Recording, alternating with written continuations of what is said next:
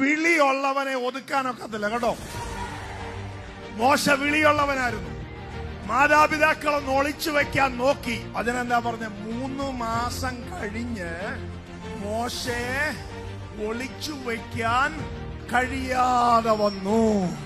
വിളിയുള്ളവനെ ഒതുക്കി വെക്കാൻ കഴിയത്തില്ല. പിന്നെ മോശ എവിടെ കണ്ടത്? ഞാങ്ങണപ്പെട്ടിക്കകത്ത് ഒതുക്കി വെക്കാൻ കഴിയാതെ വന്നു.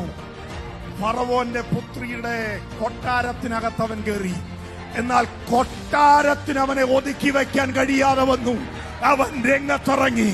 വീണ്ടും നമ്മൾ കാണുന്നത് അവൻ മരുഭൂമിയിൽ പോയി. എന്നാൽ മരുഭൂമിക്ക് അവനെ ഒതുക്കി വെക്കാൻ കഴിയാതെ വന്നു. അവൻ ഹോരേബിൽ കയറി. അവിടെ വെച്ച് തമ്പുരാൻ പറഞ്ഞു, ഞാൻ നിന്റെ ലൈഫിനെ തിരിക്കാൻ പോയ, നിന്നെ ഒതുക്കി വെക്കാൻ കഴിയത്തില്ല.